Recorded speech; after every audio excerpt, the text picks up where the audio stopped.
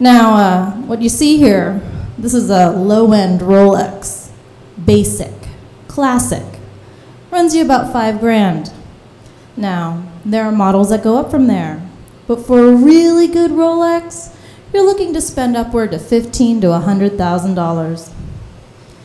I'm getting a lesson on fancy watches in my apartment from the guy that sleeps on my couch. His name is Paul.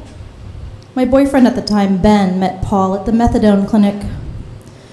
My boyfriend, Ben, attracted all sorts of nefarious characters, but Paul really stuck out.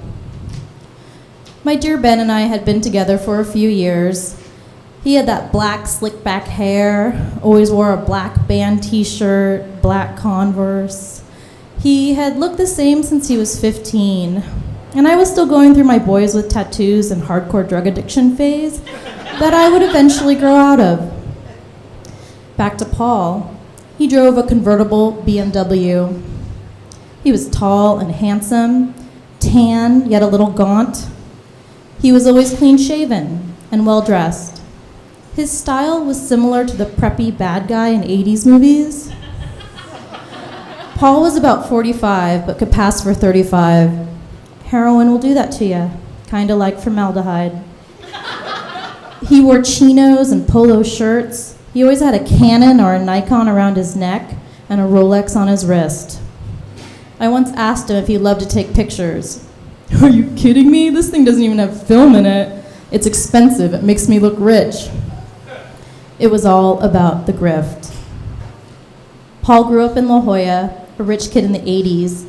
His mom and dad owned a jewelry store. His knowledge of diamonds and gemstones was impressive. Paul started doing drugs in high school, crack, PCP, heroin. As an adult, he served 5 years of a 10-year sentence for stealing TVs and electronics from Best Buy. When the judge sentenced him, Paul's knees buckled and he cried. He once told me how he tried to buy rock in Sherman Heights in 1989. He was a white boy in his mom's white Porsche. The drug dealer tried to steal the car, and when Paul wouldn't get out, the guy shot him. Paul drove to the hospital, bleeding all over that fine Italian leather, and crashed into the emergency room entrance. He was 17 at the time. And I think it goes without saying that I kind of worshipped him. Ben and I both did. We had our own personal small-time hood. That's why when Paul's girlfriend kicked him out, we offered him our couch. No questions. I remember going into his backpack to look for a cigarette and finding a gun. I had never seen a gun before. And like an idiot, I thought that was cool. He would bring me designer sunglasses and clothes. He knew what size jeans I wore. He once brought me a gold Michael Kors leather jacket. Fucking bitchin'. He even did the dishes, bought groceries, vacuumed, scrubbed the toilet. I think these are habits you form when you're trying to keep your cell clean. And it stayed this way for months. We did drugs and wore fancy clothes. I had a normal office job working as a receptionist. That job paid the rent and the utilities. Paul and Ben would run errands all day that kept us in the fun stuff. We were an oddly functional family with a crack-smoking, gun-toting, Rolex-wearing patriarch running the show. But it was around Christmas time that this all came to an end. I woke up one morning and my boyfriend was gone. Maybe he had gone to the methadone clinic early with Paul? I peeked my head out of the bedroom. Paul was still asleep. Did you see Ben leave? Nope. We waited a few hours and finally got a call from the San Diego County Jail. Ben had tried to steal DVDs from Vaughn's at 5 a.m. in a Klonopin-induced klepto frenzy.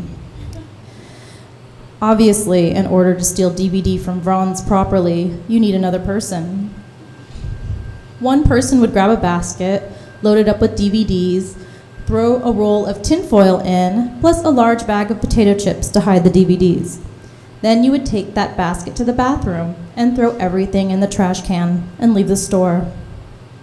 The second person would walk in with a backpack, go directly to the bathroom, wrap the DVDs in tinfoil to hide the centers, and walk out of the store.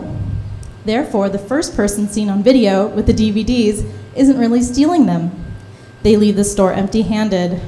The second person is the one with the goods, and they're only seen on camera going to the bathroom and leaving. This was Ben's small-time grift, one that required 2 people. For him to attempt it on his own was suicide, but that morning he felt ballsy. He says he doesn't remember driving or loading up his backpack and running out. Security guard had to tackle him to the ground 2 blocks away. His face was scraped up. He broke his glasses. All over 4 copies of Die Hard 2 and 3 Weddings and a Funeral. Nothing is sadder than walking through Horton Plaza after work, Charlie Brown Christmas song playing, and having to visit your boyfriend in jail. Ben looked like shit. His hands were shaking. He was detoxing. And for some reason, his bail was really high. Maybe due to the fact that he was a repeat offender. Maybe the drugged up wrestling match with the rent-a-cop. Maybe because it was the holidays. But I was told he wouldn't be let out until after Christmas or could be released on a $10,000 bail. This was a figure I couldn't comprehend. $10,000? Luckily for me, the fine gentlemen at All Pro Bail Bondsmen could explain it to me. By the way, the people that work at bail bondsman's office are the nicest, most understanding people in the universe. He gave me a bottle of water, a cup of coffee, and 2 free t-shirts. Did you know you're only required to pay 10% of the bail? The other 90% is waived upon his return to his court date. So $1,000. Could have been $1 million. 24-year-old me did not have that kind of scratch. But this is why God invented bail bondsmen. I just needed to come up with $500. The rest I would finance and pay back monthly at a double-digit interest rate. It's math and science and stuff. So $500, it could have been $1 million. I just did not have that kind of money. And this is where my elegant thief, my very own sweet Paul, came up with a solution. A couple months before the Klonopin DVD debacle, Paul had stolen a Segway. He just 2-wheeled that thing right off the lot. Rode that nerdy contraption down the street a few miles into his friend's garage, and that's where it stayed. Paul offered me the opportunity to sell the stolen Segway. Paul was very bad at computers. It could have been generational or the years behind bars. All he needed was a well-written Craigslist ad and a pretty face to sell the thing, and I would earn $500 from the transaction and could finally make bail by Christmas. I posted, Segway for sale, the people mover. Slightly used Segway for sale runs great, just never got around to riding it. This is the transportation of the future. $2,500 OBO. I got a call within the hour. This guy showed up later that evening. He was chubby, glasses. He had probably clocked in a few hours with a 20-sided die. We met in the alley behind my apartment. It looked sketchy as fuck. I asked him why he wanted it, trying to calm him down and assure him this trade was on the level. His friends were starting a Segway club to ride around San Diego. Basically the world's dorkiest biker gang. Paul showed him how to work it, both of them taking turns whizzing up and down the alley. I kept my cool. This was the first person that called, the first person to show up. How much for it again? $2,500, I said sweetly. He didn't hesitate or haggle. He handed me an envelope heavy with 20s, more than enough for Ben's bail. When Paul and I got to the apartment, he handed me $200. My elegant con man was trying to pass one over on me. I sounded like a spoiled kid. Paul, you said $500. I need $500. Oh yeah, I forgot. Fucking junkies, man. We took the 2 bus from North Park to downtown. It was dark. After paying the bondsman, we still had to wait a few hours before Ben's release. It was about midnight. Paul and I passed the time drinking beers at one of those touristy nightclubs on 5th Avenue, saluting what a great pair of criminals we made. It was true. It was all about appearances.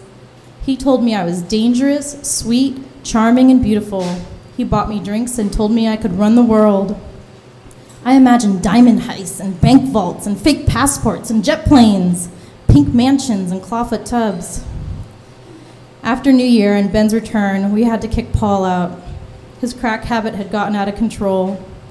He would sit in front of the window, peeking out of the blinds with his gun on his lap. He wouldn't let us leave the house, convinced we were being watched. The house was disgusting, and the expensive gifts stopped coming in, and I also couldn't keep up. My body started shutting down. I grew resentful of all the lying and the struggle. I started to see how years would pass us, and we would just be those stupid fucking junkies. Drugs are for the young. And I moved on. I found myself making better choices and surrounding myself with better people.